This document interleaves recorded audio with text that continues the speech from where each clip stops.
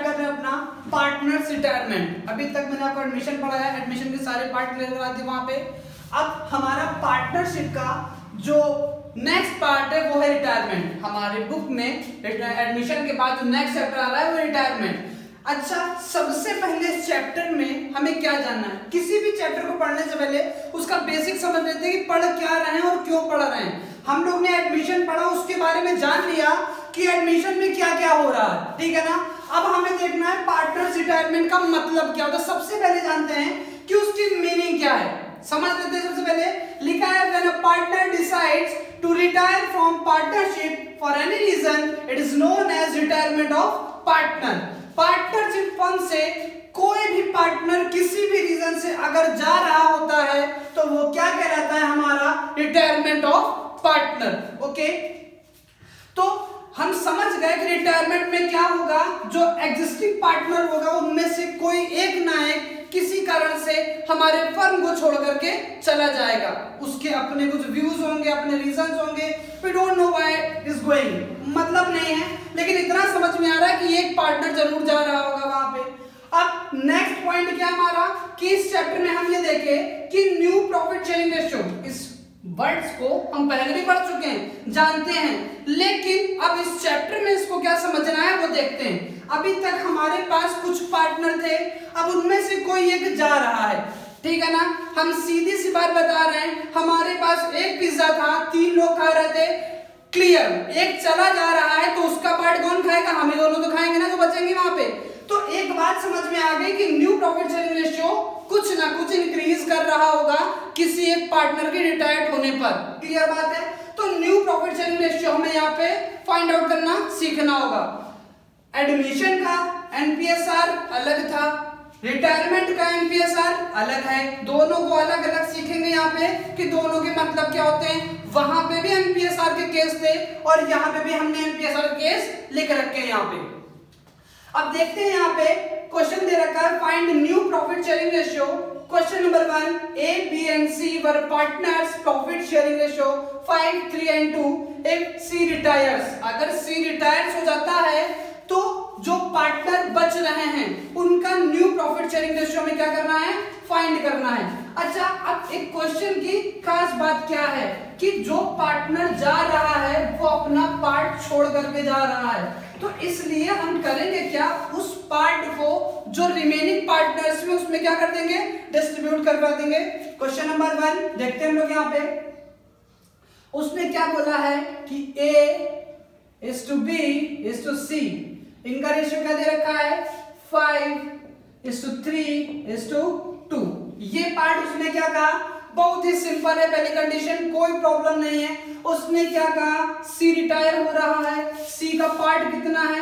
हमने कहा ये चला गया, ये चला गया, तो कितना पार्ट बचा इसका? 5:3। जो अब हम लोग का न्यू प्रॉफिट शेयरिंग रेशियो है ए और बी का, वो 5:3 है। क्यों? इसमें कोई कंडीशन नहीं दे रखी है, कुछ नहीं बोला, और एग्जैक्टली ये लोग ऐसे ही यहाँ पे डिस्ट्रीब्यूट करवा लेंगे उसको यहाँ पे।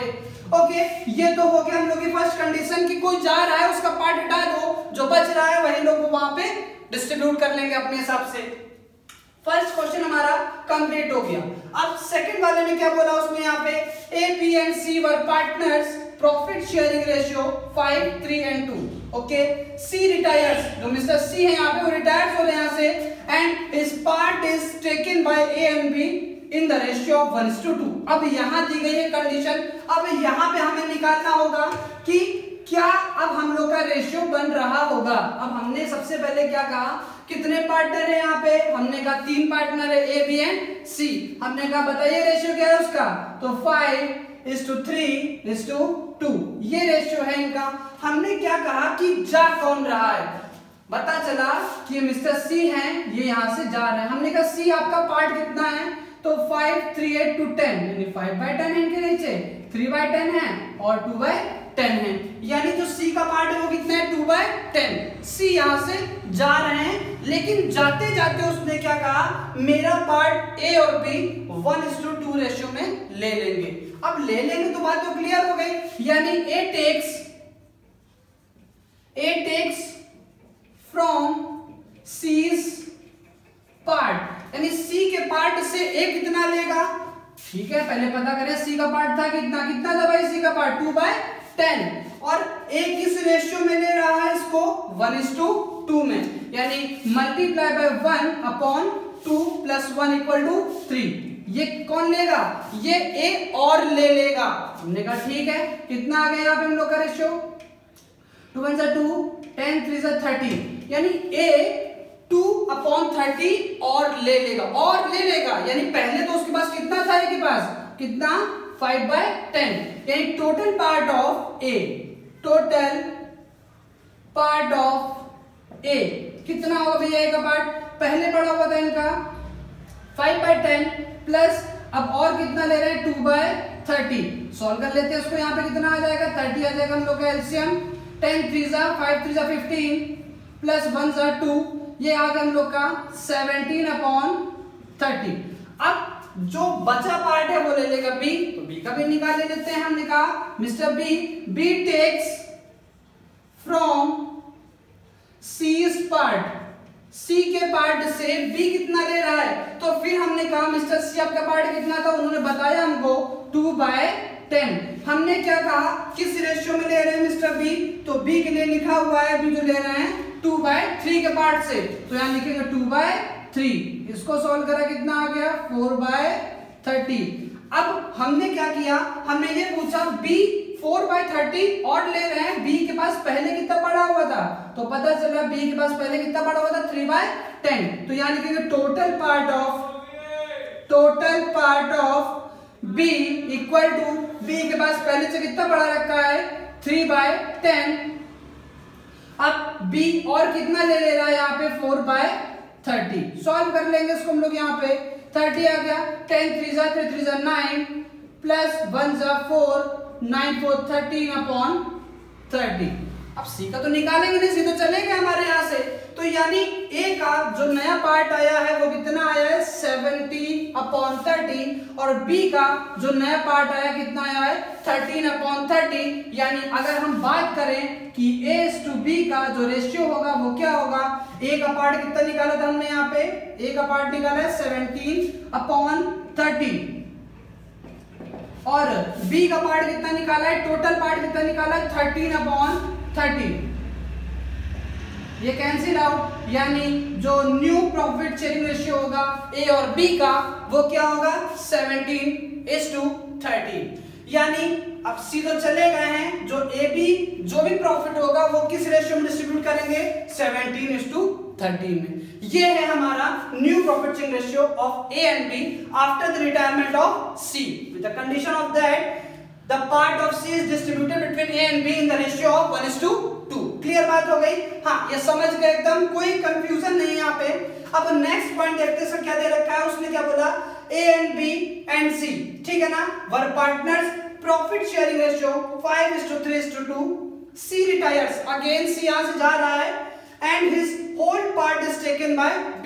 हमने क्या कहा, हमने ये कहा कि अब यहाँ से मिस्टर C जो जा रहे हैं वो पूरा पार्ट उनका कौन ले रहा है, बी ले रहा है, ऐसा क्वेश्चन में बोला गया है, तो जैसा हमसे बोला जाएगा हम उस कंडीशन में वैसे ही क्वेश्चन को कर देंगे।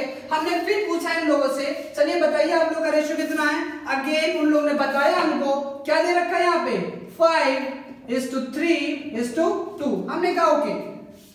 अब हमने क्या कहा, सी का पार्ट कितना है, यानी 5/10 इनका पार्ट था, 3/10 इनका था, 2/10 इनका पार्ट था, सी का पार्ट कितना था हमारा 2/10, हमने कहा ओके, यानी 2/10 पार्ट छोड़ा इन्होंने, रिटायर हो रहे हैं यहाँ पे। अब कहा क्या गया है कि C retires and his whole part is taken by B, या कुछ भी हो सकता है, बी और ए कुछ भी हो सकता है, इन्होंने बी को कोड करा है तो हम बी के लिए काम करेंगे। हमने क्या कहा, हमने कहा B takes from C's part, लेगा क्या, जितना वो छोड़ के जा रहा पूरा ले लेगा, 2/10 नहीं ले लेगा यहाँ पे, क्योंकि पूरा पार्ट ले रहा है वहां पे।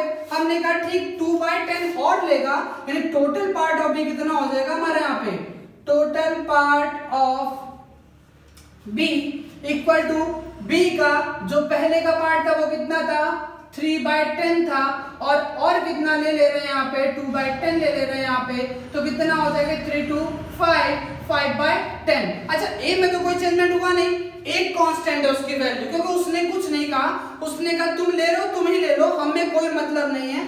यानी ए और बी का जो अब नया रेशियो होगा, ए का तो कांस्टेंट था, कुछ हुआ ही नहीं यहाँ पे, तो ए के में क्या लिखेंगे 5/10 और बी का पहले पार्ट था 3/10, लेकिन जो बी छोड़ के गया है, सॉरी सी छोड़ के गया है, उसके पार्ट को भी ले लिया, तो अब बी का पार्ट कितना हो गया 5/10, तो यहाँ कितना लिखेंगे 5/10, 10 से 10 कैंसिल, यानी 5:5, इट मींस 1:1, इक्वल पार्ट हो जाएगा दोनों का।